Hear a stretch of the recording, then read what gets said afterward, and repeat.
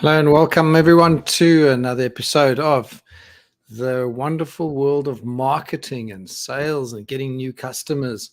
This is our marketing leadership podcast, and today we've got Raul. Wow, all the way from the west coast of the United States of America. That's excellent. We looking forward to having a chat to you today, Raul. Um, Everyone is aware of the podcast, and everyone's quite excited. I've got a few people that were quite keen to hear you speak today. So I think we're just going to go straight into it, and maybe thank you so much for joining us, and maybe just a quick hello.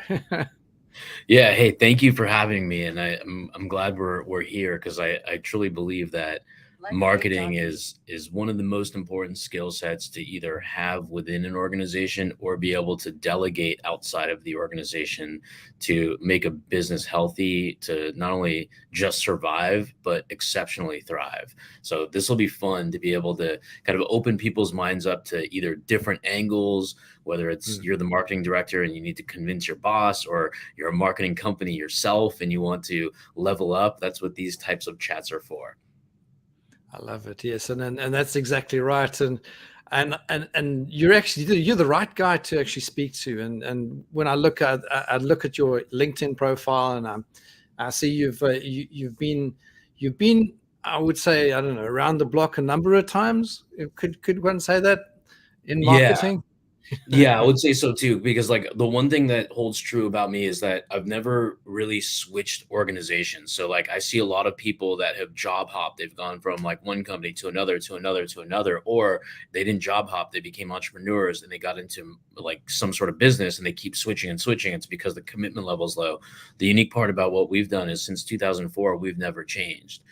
We've always been one brand, one system, and then we just kind of innovated along the way as innovation was required, from like offering just simple old graphic design back in 2004 to evolving into the internet economy and tackling those on the forefront, from when like Facebook ads came out to Google ads to YouTube, all that kind of stuff, just kind of going with the flow of what the customers wanted. Because we always know hindsight, because at the forefront, it's where you have to make risks and decisions. Will this work? Will this not? And the risk takers win.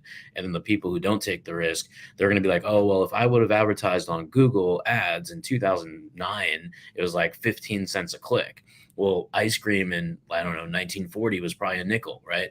So that hindsight teaches us that next time that innovation comes, jump on it, capitalize it. Will you lose money? Sure. But will you make more money? That's what the risk of entrepreneurship is to dominate early. So we've stayed the same. We've always been the same company. We never changed our name, same phone number, same office address, same everything. We've just innovated all along the way to adapt to consumer needs, but also adapt to employee needs as well, right? Because like with technology, there's so much replacement of human talent that I think it's so critical that we adapt. It's not like we're trying to replace people, we're trying to enhance people. Now, we're not fast food chains like Taco Bell or McDonald's where they're going to be robotic, which makes sense for their business model. But for us as service providers, we implement SaaS into the systems. We implement AI to write certain copy and then pepper in our own stories and content. So there's so much like specific stuff that we can like literally do so easily. It is almost like chewing on a bullet sometimes, because you're like, oh, I don't know what to do. I don't know how to do it. But once you adopt, I mean, there's no looking back, because it's happening with or without us. Yeah, absolutely. And I think I just want to click onto something that you said. Jump onto the new technology. And we're not talking here about cryptocurrencies, and we've No. seen how crazy that's gone. We're talking about the real stuff, the stuff that makes a difference. Is no business exists without a sale happening. No business exists without a customer. And I think regardless of technology, if you're not at least keeping the engines running, if you like, to keep the customers coming in, keep the customers buying from you, keep the customers happy. And that could be investors, it could be patients, it could be, doesn't matter what business you're in, it could be, even if you're in all types of coaching and so on, all the way through to product sales. The customer is pretty much what makes a business work. And when they don't buy from you anymore, you don't have a business. And I think that's That's the key, is you got to attract them and then you got to keep them. But I want to just cotton on to something you said, is get onto the technology as it comes around. But you have to do it quite smartly as well. You have to be critical, and you also have to test it out and so on. And I think that whole concept where you talk about, and I'm just looking at your Facebook profile, 1 year from now, you'll wish you started today. Tell us a bit about that. Yeah, I mean, everybody's procrastination is going to be their biggest demise, because it's the if, coulda, woulda, shoulda syndrome. So it's like that slogan is on there, so I see it every day because I'm pretty active on social media. But also the slogan above that says "Winners do it now." Now I take that with me wherever I go. So it's like, when I'm tired and don't want to go to the gym, then I just repeat that. 1 year from now, you wish you started today. Also, winners do it now. What's the worst that can happen? So it's just to kind of trump procrastination, because I think that is probably the most expensive bill a lot of people get, because it leads to regret. And that's why I have it there, is for that very, very specific reason, is that everybody's meant to be great. They're just avoiding their own greatness by fear, by procrastination, by not willing to bet on themselves or take a risk and jump into the deep end. And when you don't jump into the deep end, you're never going to really kind of excel in a career or B, the business, because the definition of entrepreneurship should actually be you're absolutely psychotic and you're a risk taker, and you'll avoid going to a 9 to 5 to work 24/7 for minimum wage or less until you have that breakout where then money ain't no thing. I love that. And that leads me into your acronym that you wear quite proudly on your shirt and Everywhere. I got and pillows, I everywhere. got blankets, I got everything. Like it's embedded. Even my little nephews know what this stands for, but it stands for Get Shit Done. That's my coaching program, where I coach marketers on how to be actually effective marketers. And it stands for Get Shit Done. For my little nephews that are 9 and 12, for them it stands for Get Soccer Done, because they want to play soccer. They love like the World Cup and whatnot. I love that. So, yeah, and that leads to success. But I mean, there's always the hidden stuff behind the scenes. You know, I once spoke to a guy, and I don't know if it's a quote from somewhere, but what was it? He took 20 years to become an overnight success. You know, it's almost like that. You have to do the hard yards. You've got to get out there and get it done. All of a sudden, when you stand out, if you take stand-up comedians, for instance, I mean, they've tried and tested hundreds, if not thousands, of jokes in front of small audiences in real dingy joints to see if they get some kind of response, and then they tweak it. And then when they get onto the big stage, all of a sudden they're rattling off incredible amount of jokes that just seem to just come from nowhere, and every single one you're laughing at. But that didn't happen. Yeah. That didn't happen by itself. And when I look across a lot of your profile, and especially in social media, like you said, you are very busy in social media. When I look at a lot of the things, you've refined that a lot. I mean, your messaging is clear, your messaging is on point. There's no doubt in anyone's mind as to what you do and who you do it for. So tell us, just expand a bit on that, or people that haven't actually come across you, and sort of who is Raul. I mean, give us a bit of the background, the backdrop story of how you got now to where you are right. I'm going to go a little way back, and I'm going to move it a little forward. So it's not to make a long story longer. I'll keep it really short. So I grew up in an environment full of entrepreneurs. My parents, I didn't know they were entrepreneurs because I was too young to know. As kind of like daycare, I would go to their office. So while I was sleeping or playing or messing around their office and screwing things up for them, I was probably listening, right? I'm assuming I was, because I don't remember.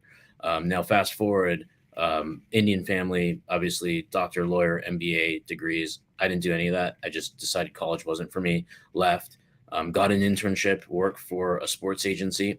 That's what created so much like love for sport and whatnot. Got to hang out with like Muhammad Ali, Kareem Abdul-Jabbar, Mark McGuire, Joe Namath, like the world's best athletes that the world should know their names. I got to meet in person, hang out with, do the memorabilia stuff with them. So that gave me some insight. Now, the first war wound that I took was like learning from my parents. I worked in their warehouse. I was the mail boy. Did a lot of licking of envelopes and stamps because we weren't smart enough to use water with a sponge. We just used our tongues and had lots of cuts. And then when I got this internship, I think I was like 18 or 19, and I had already left college, and I already made the decision I'm never going back. It wasn't for me. You're supposed to work 5 hours a week for a period of like, I don't know, a quarter. I decided to work 40 hours a week for 6 months, zero pay. What I got to learn, the reason I did that is because personally, me, I needed to get my confidence up. And if I took money in exchange for time, then I had to produce a value that I don't know if I was ready for. And I didn't want them to cut my hours. Because I wanted to gain the experience. So them allowing me to work for free for 40 hours allowed me to build my confidence and add value in other areas of the business and actually learn the circumference of the business, not just be a little intern, put it on your resume, and maybe you use it, maybe you don't. I was actually paying attention. And that allowed me to now go into the next layer. I went to get a job, worked at realtor.com, sold advertising and marketing to real estate agents in 2004-ish, right on there to like 2003 to 2004. And we were selling technology to real estate. I mean, real estate has been here since the test of time. The richest people in the world own real estate. It's the wealthiest business to be in, right? So we're selling to realtors. They don't know what the hell we're selling to them. So then we had to articulate what we do. We had to talk to real estate agents as if they were a golden retriever or 8 years old, right? Because they didn't know, they knew the concept, but they didn't know what the fuck the internet was. I mean, heck, they didn't even know what a paperclip on an email meant attach something, right? So it allowed us to become really articulate in our speech. So anyways, leave realtor.com, cold call my eyes out, my fingers out to the bone every single day for about 2 to 3 years. Then realtor.com comes back and becomes our client. We now become the agency that designed, created, wrote every single funnel from every single ad on their website for over 40,000 different agents. So that's where we got. That was our 3-year overnight big ticket client. Along the way, we had a lot of little ones, right? Like individual companies, individual real estate agents, brokerages, etc. But that was our first big win where we had an official relationship where we turned our business from a marketing sales to acquire our own clients into order taking, like Starbucks, like the coffee I'm drinking. Anytime realtor.com got a client, they were already automatically ours. We created the stickiness inside the environment for several years, and it became like a multi-million-dollar contract.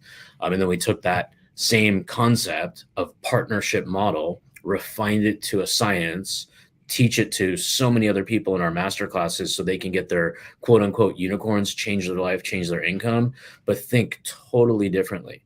And we tell them, don't use this as a sole marketing channel because it's a long sales cycle.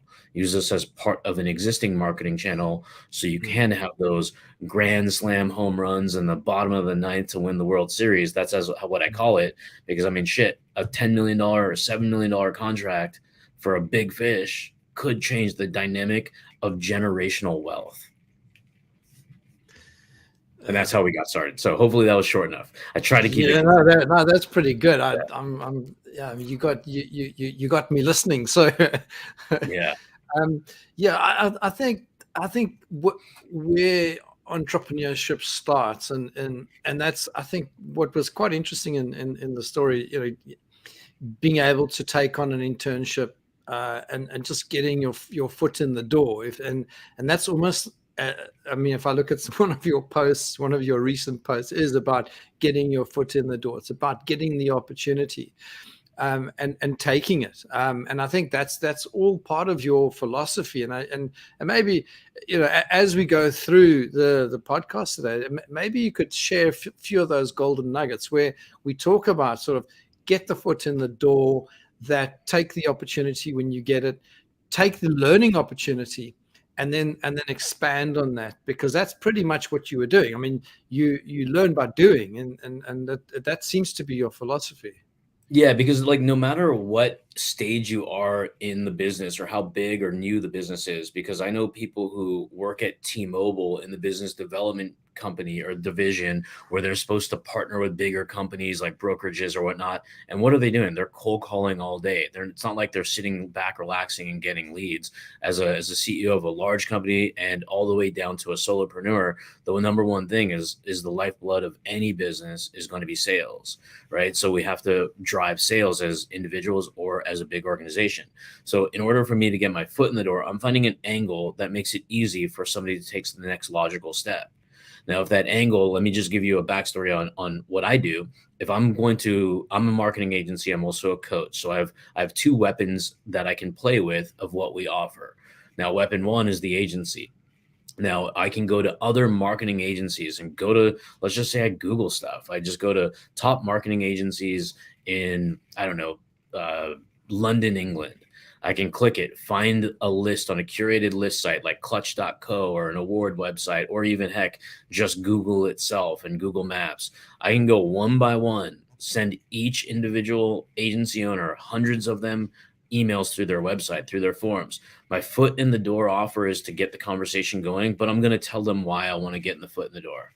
It's because I noticed that you do X service, like you do display advertising for some amazing brands.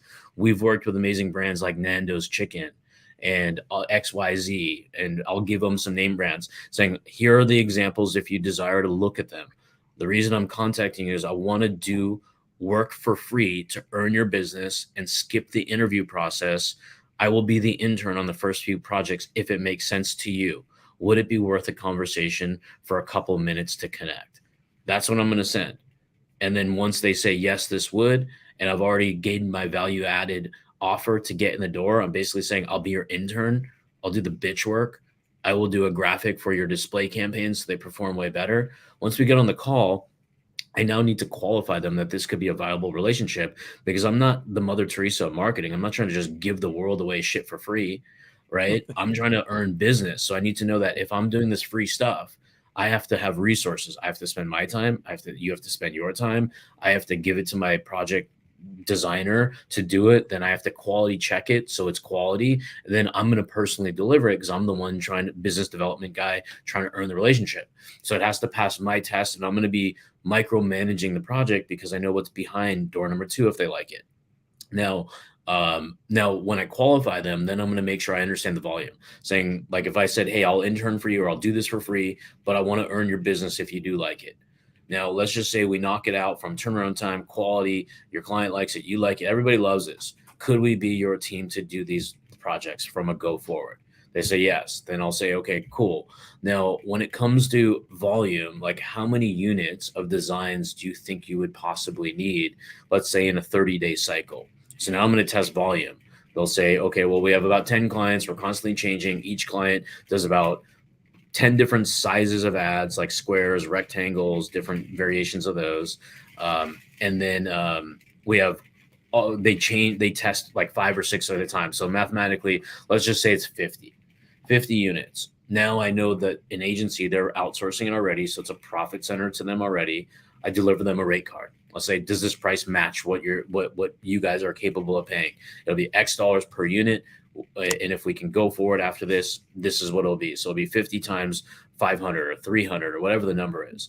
Now I know what my revenue will be if they say yes. They know what their costs will be. And they're going to think 2 things. Holy shit, that's expensive. Oh my God, these guys are so underpriced. We're paying our other guy way more and they don't even know it. And they're probably giggling in the background.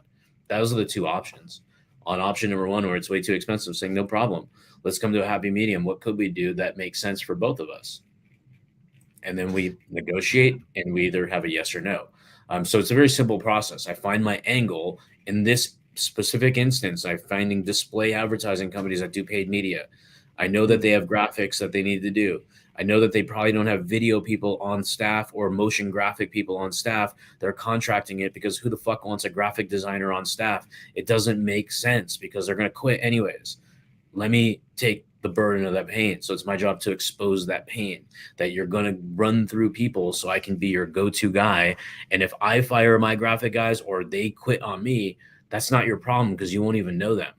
It's my problem to solve because I want to keep the business, right? And it's ad hoc. It's a profit center all around, because if you're making money off me, if I'm charging you 300, you're charging 800, you have 500 fucking dollars there. If you have somebody on salary for 5,000 pounds or $5,000 a month, you're screwed. Like, you now have to chase that. And the stress could be like, what does this graphic designer do anyways? Like, we don't even have enough projects for him. But if it's already, I'm already profitable for you the moment you hire me, because I'm on demand. Now, how do you transition that type of foot in the door to what you're specifically doing? Even if you're an employee, even if you're a sales rep, how do we think creatively, right? Because that's what's going to make you that top 1%er is thinking a little bit out of the box. Because even when I was working at realtor.com, I would come as creative as possible, because we were selling stuff. We had quotas to meet. We had all the same things that every marketing organization or salesperson runs through, is that we have numbers to meet. Now, how do we ethically hit the numbers without fucking over our customers? Is that we have to bundle shit, because everything was a la carte. It was like, we had listing stuff, we had featured stuff, we had banner displays, we had websites, we had email systems. So instead of saying, hey, you can get all these things and confuse the shit out of a realtor, it was like the system. Instead of paying $149 a month or whatever it is, it's, hey, for $25,000, your whole system, you're done with marketing. Anybody cold calls you, anybody emails you, Zillow, who gives a shit? You are done. We got it. It's one system. The world's biggest company in the world, associated to the National Association of Realtors, is now your agency of record. How does that feel? Do you think you can market that the NAR is my partner, and that's why I'm the best realtor in the world, in the country, for this city? Like, you can say so many accolades just by leveraging our name brand. So that's what we taught them, is get a little bit creative, a little bit innovative, on how we can drive revenue, how we can get our clients more revenue so they renew at the end of the year. So it's not transactional. That's the one thing I really, really avoid, is transactional shit is not my cup of tea, because I don't want to sell you something and not have a relationship. I mean, I will if I have to, if that's the only intention you have. Like the Salvation Army of all people hit us up for a logo.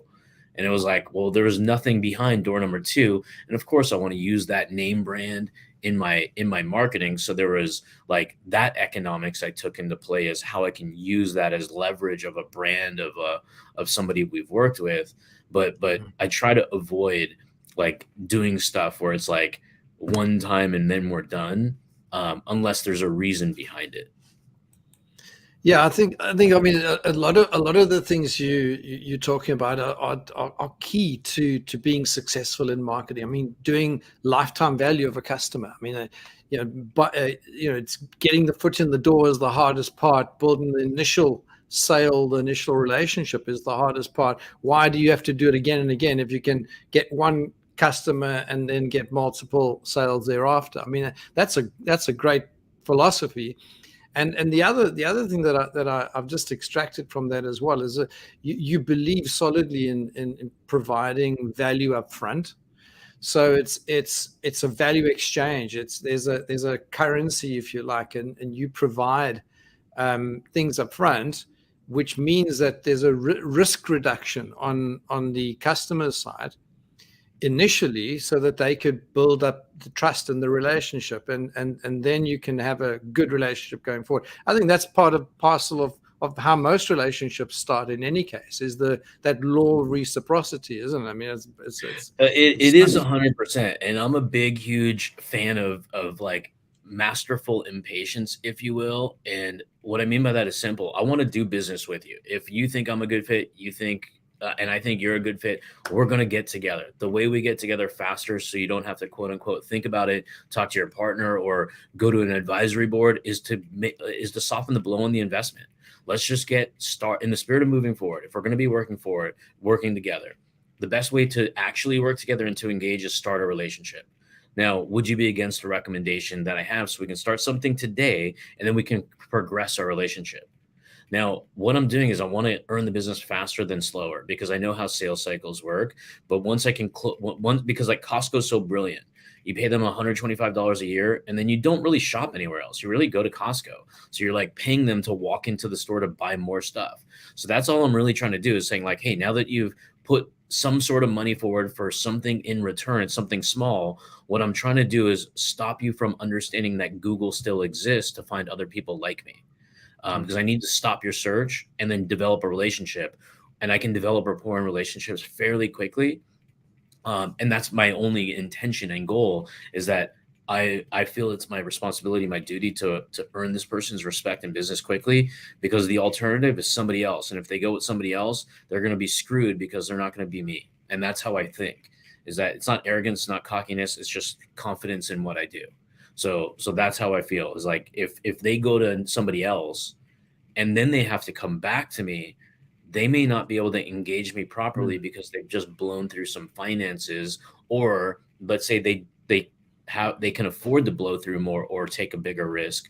They're not willing to, because now their internal like heart is telling them, well, a complete stranger, my girlfriend broke up with me, the new girlfriend may too, right?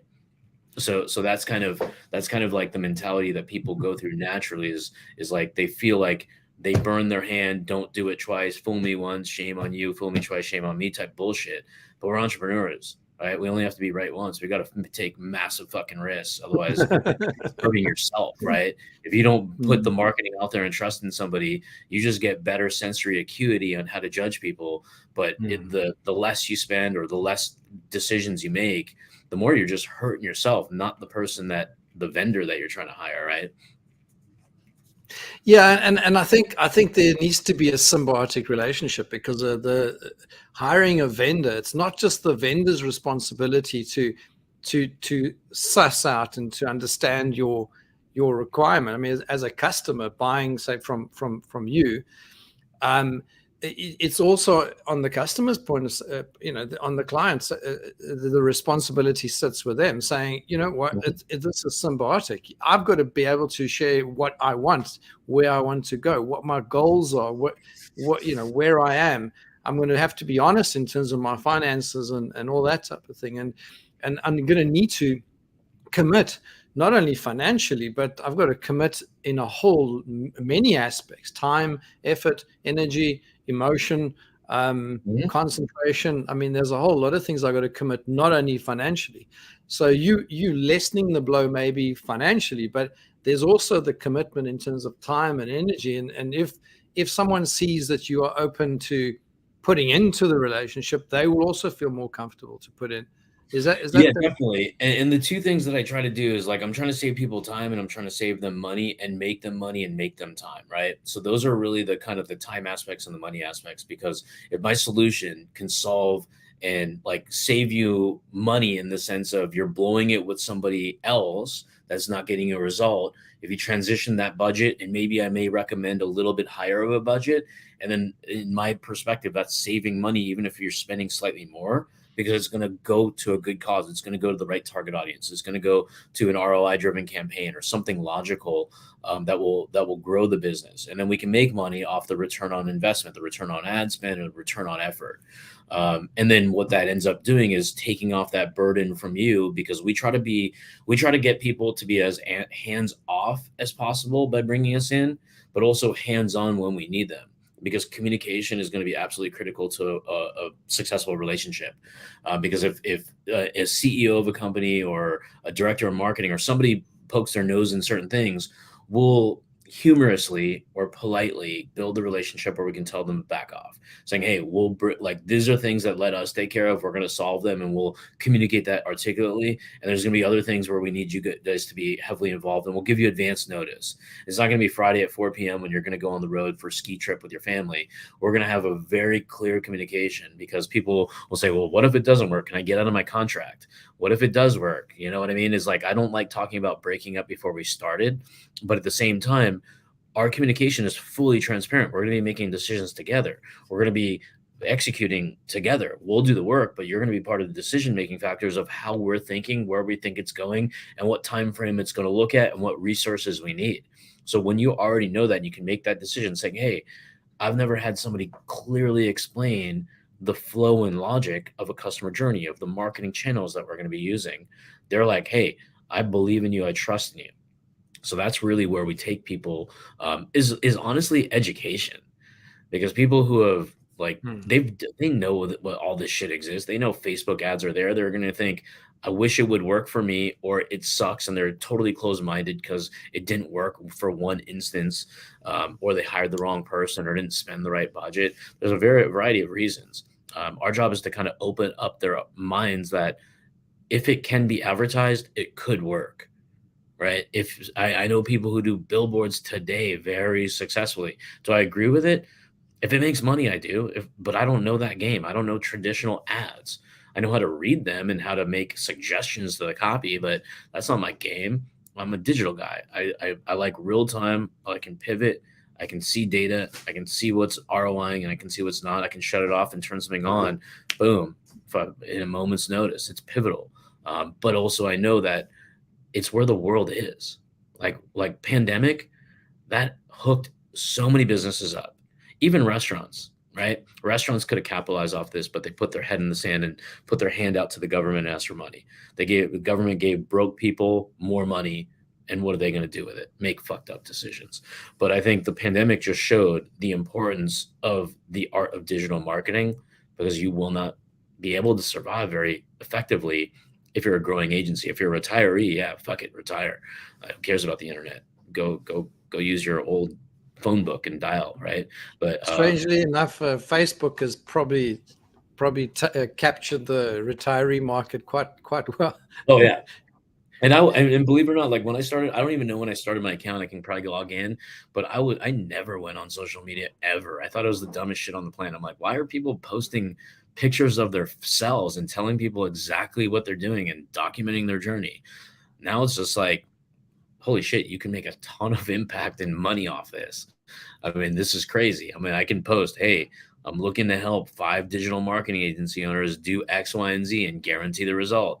I'm looking for a chiropractor that I can work with to test my new offer on. Then the social network can do its thing. People see it. I can tag chiropractors. I can tag lawyers. I can tag marketing agencies. I can copy and paste the link. Now I control media now. Like Joe Rogan is the #1 media, like television company or media company. He's bigger than CNN from viewership. CNN, one dude in a room with microphones and a podcast, is way bigger than the largest news stations to ever conquer this planet, right? It's insane, his listenership on a podcast. And then he takes that same thing and publishes it wherever he feels like. So his reach and money that he's going to make is absolutely ridiculous.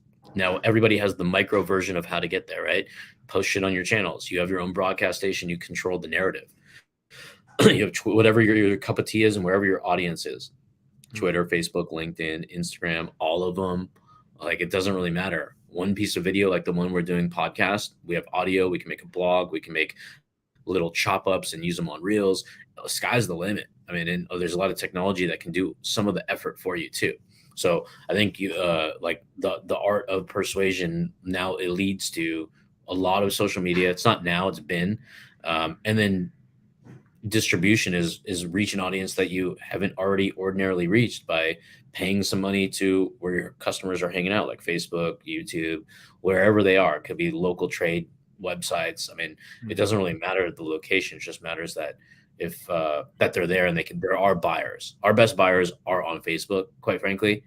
If we want to educate people, we're on YouTube because it's longer training. It's going to be 20 minutes on Facebook because, like, somebody mentioned this to me. I don't know how long ago, but it was many years ago. If you imagine dropping a penny from the Empire State Building and how fast that goes down. That's how people are scrolling through Facebook or social media. Because, like, think about what devices and Facebook and all these big companies have done. They've created the habit. We go like this, or we go like this, right? So we now have to adapt our marketing based on how human behavior has been created by technology. So if they're going left, we have to have scroll stoppers. If they're going down, we have to have colors and messages and all kinds of weird shit to catch our audience, because we talked to the global head of strategy for Meta. I think that was his title. He was a pretty big title. And he was just like, think about this. Your audience is looking at baby photos and food. Now you got to advertise them in between those. How do you do that? Right. So we have a couple seconds. So we just have to understand the human behavior of the audience, of what they're doing and how to disrupt them, and saying, hey, it's almost like an infomercial, like a drug company. It's like, hey, do you breathe, but your left hand may hurt from once a month? Well, we got a pill for that. Right. So we're giving that pill to that. Right. So we're finding the angle, finding the pain point, and then providing a possible solution to create curiosity and then bring them into our funnels. Yeah, and I think that leads me to sort of a question, sort of the difference between what you just mentioned now, which is the interruption marketing. I think talking about the scrolling, I heard the other day, I don't know how true this is, but people are scrolling, I think on average 280 meters or something per day on their devices, and that's a tiny little screen like that. And imagine doing 280 meters. I think you're absolutely right. There's the penny from the Empire State Building. But that is interruption marketing. So that is sort of, hey, look at me. And then you've got the split second to get the engagement. But then you on the flip side, you've got the sort of let's call it the demand generation, where people go out and search for a solution. So they have a problem, there's an issue, there's a pain they got to solve, there's an event they want to, let's say a wedding, that you're not going to get interruption. That you're going to need to have content. You're going to need to be able to do that differently to interruption marketing, although you can retarget them as well. So, I mean, there's a whole lot of digital stuff, but tell us a bit about how you see the difference between those two. I think they're a marketing mix, right? Because like inbound marketing, like if Google ads and whatnot, keyword searches and your result pop up, they click on it. I think the experience just has to be extremely simple, like simplify it, because I see like most people who run Google ads will probably waste a lot of money, not because they're intentionally trying to do so or whatnot. It's just because the customer journey that they're targeting is not going to be frictionless. I'm a big fan of as quickly as possible to get captured. So if you're interested in, let's say, weddings, like we said, our wedding landing page needs to be very simple. Like, get a wedding quote. What are you looking for? What's your name and phone number? Let's have a Zoom conversation and get the contact information so you can get on the phone with them. I think a lot of people are trying to overdo the sales process by trying to overqualify the lead. I'm a big fan of go extremely broad. If they can breathe and they want a wedding, I don't care if they have no money, they're looking for a free wedding. I don't care. We're going to learn that data as we bring the leads in, because the art of communication and the lost art of answering the phone is gone. If we can differentiate by making people feel heard, understood, and cared for, we're already going to win. You don't even have to be very good at what you do, or I mean, you have to be good, but not great. You don't have to be the best. You just have to be the most reliable and loyal. That's where the difference is going to come in, because go ahead and call some marketing agency. If they don't have like a voicemail or an easy way to call back, I mean, you're going to dominate that if you just answer the phone or take a voicemail and have an automatic text back. Missed call sequence. Somebody calls, you don't answer. Hey, sorry I missed your call. Can you just let me know your name and I'll call you right back as soon as I'm able to? Sweet. I mean, simple shit like that. You can earn the next, I don't know, $1,000 job, or heck, a fucking $1 million job, because it's hard to reach people. Well, and simple things like a chat widget and the missed callbacks or text backs, and there's a whole lot of very, very simple things you can do. And I like your philosophy of cutting through sort of all these long things. Sometimes just cut to the chase. I want to ask you, as we move through the podcast, I want to just get a sense of yourself. I mean, if we have a look at your journey, has been fascinating. I mean, I'm sure we could probably spend hours, you and me, chatting about all the different aspects, but you would have had people along the way that have been quite influential in your life, and people that you've met that have, imparted some information or knowledge or some kind of experience. Do you have a few sort of just to share with us, if you can? Yeah, I mean, unfortunately, the number one person that nobody will get access to but me, I mean, not to be selfish, is my own family, right? My dad, my mom, and those two probably had the world's biggest impact, because what they taught me is something hard to teach. Is number one, relentless fucking work ethic. Number two is failure is success. So if you're not failing and you take it as like poor fucking me, then you're the one that's not learning the lesson. So those are like two huge lessons. And number three, there's gold out there, so it's worth it. So those are the lessons that aren't necessarily taught from like all parents, definitely not school or institutions, and hard to create that core belief system unless you're around that environment every single day for at least a decade.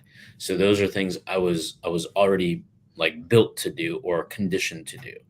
The rest, the skill is acquired.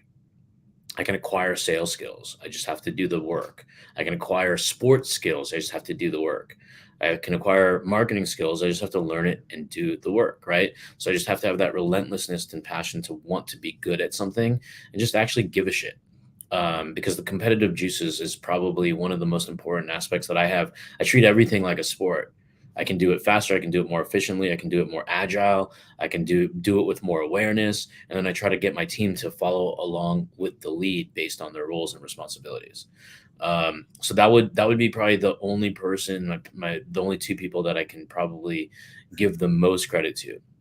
Now, as far as people that I've been around and surrounded myself with, I worked hard to do that with my inner circle network. So my friends that I grew up with are all really good at what they do in different areas. Some may be lawyers, some may be in credit card processing, some may be CEOs of public companies, some may be real estate moguls in my mind where they have portfolios of $100 million or more. So those are the people that I surround myself with. So I get that access to that network. Then there's paid people where I buy my friends by being in a better environment, a bigger room. I can go to, like, I went to Business Mastery with Tony Robbins. It's good. Met some good people, made some connections, made good lifelong friends, made some business out of it. Now I connect with, out of the 2,000 people in the room, hang out with three. Don't need very many friends out of there, right? So every time I go into an event, I want to learn and pull out some golden nuggets, one, two, maybe three, because anything else is going to be too overwhelming where I won't actually execute on anything. I just have to be self-aware of what I want, indulge in the other shit and treat it like a bowl of ice cream and it's over. But then the rest is going to be like the main course. Like I got to focus on what I want, because all I know is that everybody feels like they're this far away. I'm going to figure it out. This far away is the hardest part to figure out in your life ever. And everybody will go to YouTube to find this. This is where people sell for millions of dollars because you're losing millions of dollars by not figuring that out. It's that last inch, because small hinges open big fucking doors, right? And then where's that small hinge, right? So they're like, there's been people who have taught me the $1 million hinge that I've paid money to, right? I've hired a coach for everything, because like in the background, I see Tom Brady on my screen. And it's actually the analogy I was going to bring up. He has multiple coaches of what he does. He has a quarterbacks coach, a head coach, an offensive coordinator coach, a defensive coach, a nutrition coach, a stretching coach, a weight training coach. There's a coach around him probably for everything that he does. Now, that's what I do on my own level. Obviously, he makes a lot more money playing a sport that he loves to do. I'm doing it in business. So I'll hire a coach for everything from, like, in the past, I've hired Facebook group coaches. Now I've taken that learning, that cycle, and I call it the skyscraper tactic. As soon as I can make something way better, I add it as a skyscraper. And then now I become a coach where I can actually add a stack to my training. So I've some things as little as building the group properly, because anybody can build a Facebook group, a LinkedIn community, a Nextdoor community, but you can't monetize. You have to add massive value. You have to have very specific nuances of like how you welcome members, how you tag members, what videos they want, how to do polls, how to DM them, how to nurture them, how to put them into your database, how to deliver it to your sales floor. There's so many different little tactical nuances that make or break it.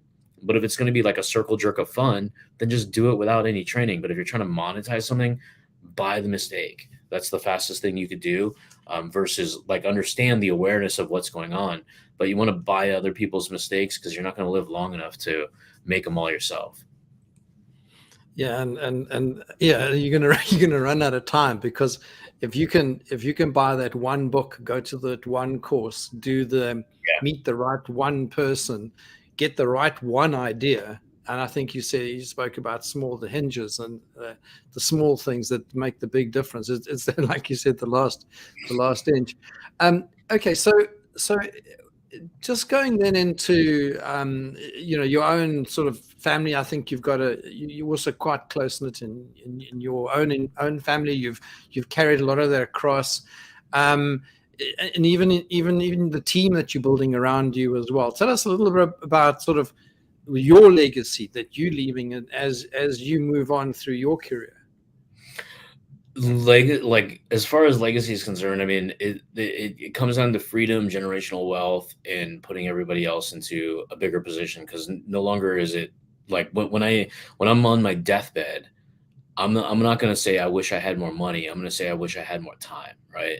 So now it's just about maximizing the time that you want to do with whatever you want to do with it, right? Because I think a lot of people build their own jail cell around them, and then they're always complaining about something, but they get to control that something, so they're complaining to themselves.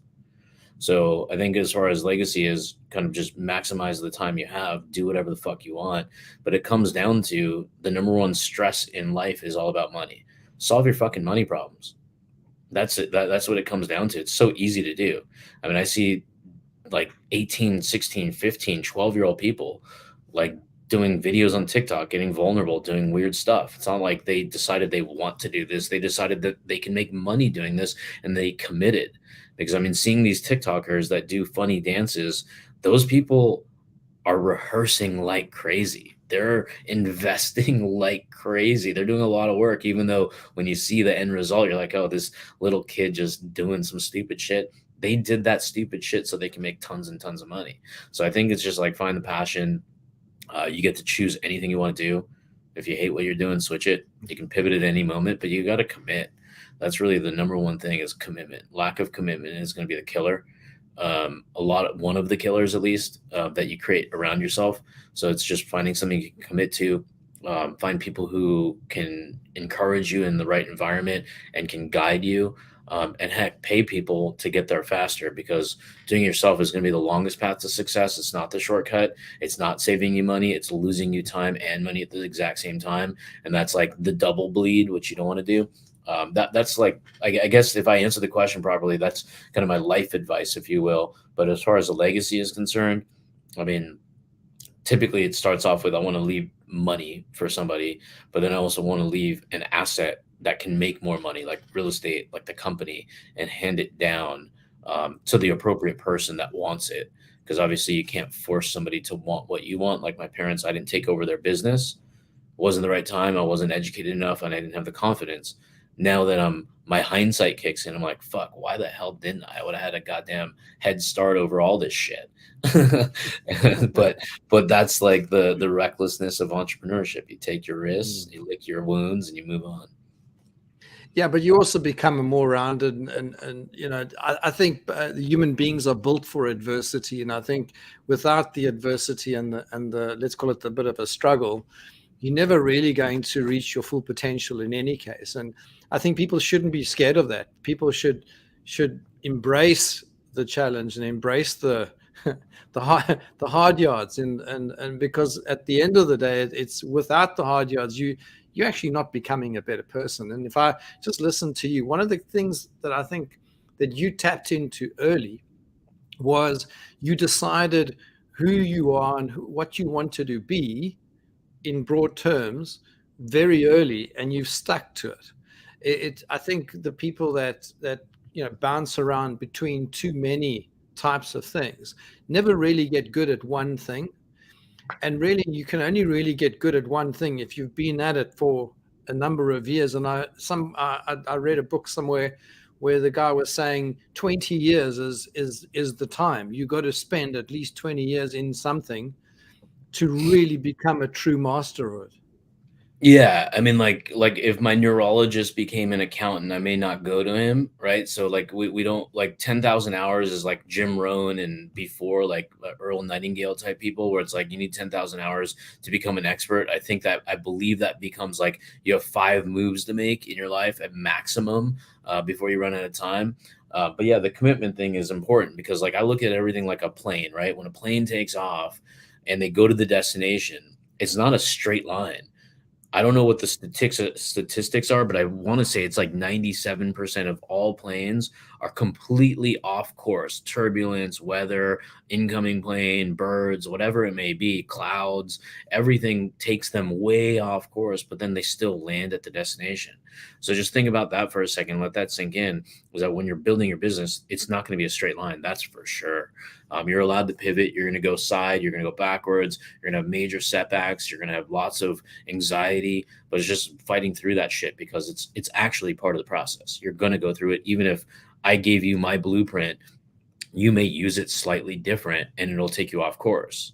If you bought a McDonald's franchise, there's success and there's not success. Why, when you have the blueprint, do some owners just absolutely crush it and now they own 20, 30, 100 locations, while others suck and sell to the successful ones that have the 20, 30, 100 locations, right? Because they may be operating the blueprint differently or incorrectly, where they're not getting the help, even though they have the blueprint, right? So that's important. Yeah, and I think that circles back to where we started the conversation, is often in terms of marketing today, you can give away your knowledge up front, a lot of it, because you've earned it. And if you give away in terms of building relationship and building out your customer base, you've earned it, you understand it, but that person can never really take that idea without having gone through the journey that you've gone through. So they can take the idea but they still got to do the work. They still got to do the grind. And I think just like you buy in skills, other people should be doing the same and buying a person like you into their worlds and bringing them in to say, okay, what can Raul give me or teach me that I can shorten my journey and shorten the time it takes me. So I think it's give and take, and I think there should be a lot more of that now that the universe has opened up with the reach of the internet, with the reach of social media, with the reach of all the digital space that we've got, and with all these new platforms coming up. I picked up a new sort of communication tool the other day, which looks like it's going to potentially be in addition to what people used to call Slack. Now there's another thing called Volley, and there's new technologies coming out all the time. And when you look again, there's always something new. But what doesn't change is the life experience, is the knowledge, is the understanding of how to make use of the technologies that are coming. As we finish off, I mean, we got a few minutes left. Maybe just a few thoughts and just how do people get hold of you, Raul? How do they sort of get into your world? Yeah, I mean, if you want to connect, just hit me up on LinkedIn and Facebook or Instagram. Like those are the best channels. Like the fastest channel that I respond to is on Facebook and LinkedIn. Those are going to be the fastest. Instagram would be great to get a follow there. I'm building that out as well. But like, yeah, connect socially. That's the fastest path to like having an inbox two-way meaningful conversation in today's environment. So it's just like direct chatting, right? And we can follow along with each other on social, what everybody's up to. So I always like to make sure people are encouraged to like see what I do, understand what I do, who I help. And if it's relevant to you, hit us up. If it's not, totally fine. We can just be social friends. But there's always a learning lesson from everything. And one thing that I want to just kind of state here is that no matter what type of business you are, or how you stumble upon this content, number one, engage and subscribe to Dudley's podcast and his channels. It's amazing what he's doing here to bring guests on and spending time to educate the world. But make sure you understand that you are a marketing agency, no matter what you do. If you're a dentist, a doctor, a lawyer, a cleaning service, it doesn't honestly matter, because your skill set is what you have been trained to do. But you're a marketing agency, because if you can't get customers in the door, you're not going to be in business very long, or you're going to struggle along the way and barely survive, but keep going, right? So just understand, if you understand how to do marketing or hire marketers, like then you're going to be the marketing agency that sells cleaning services, that sells food at restaurants. Because I know a lot of fine dining places that do great food and it looks good on the inside of the restaurant, but they're dead. Nobody's going in there. They're going to bleed themselves out and their lenders and then go out of business. But if they learned marketing and put their that foot forward first, I'm a marketing agency as a restaurant owner, and my job is to cook food. If they look at it from a different perspective, those same people that have empty restaurants will be thriving and fucking killing it and selling it to a venture capitalist firm. I love that. Thank you so much, Raul. I don't know if you have a few last thoughts before we sort of close off, but I've thoroughly enjoyed our time today and together. Do you have a few last ideas that you want to share? Yeah, like if for the marketers out there, and if this is even relevant, I have like we have some online on-demand training courses. If I can give them away, like we have a free version called the Agency Foundations. If that's relevant, we also have a Facebook community where you can learn a lot. People sharing ideas, most notably myself, my partner. We share a lot of ideas on tactics, strategies on how to do certain things, like how to build a Facebook group and monetize it, how to get your foot in the door with a low ticket offer to an ascension model to a high ticket offer, how to do networking in physical environments versus Zoom environments. So we have like all kinds of different ways, tactics, and strategies that can go from advanced people to the very, very beginning person or somebody thinking about starting their own agency and they're sitting in a college dorm thinking, do I want to listen to my professor or do I want to drop out and start earning today?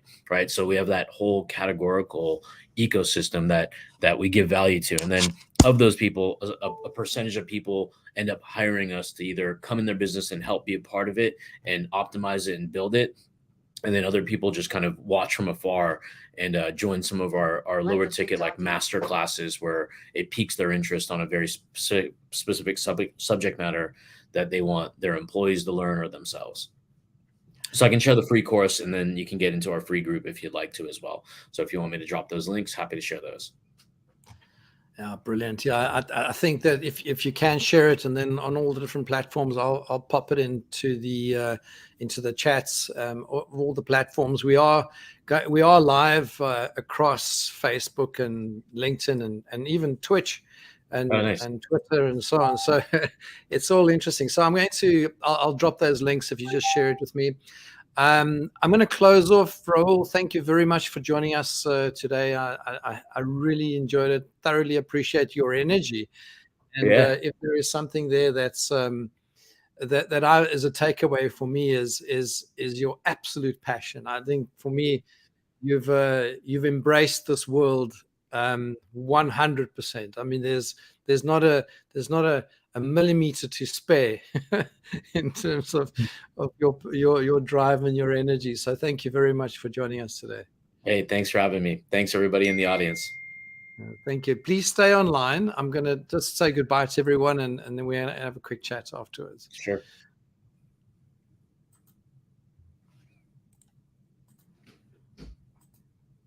Okay, thank you very much, Raul.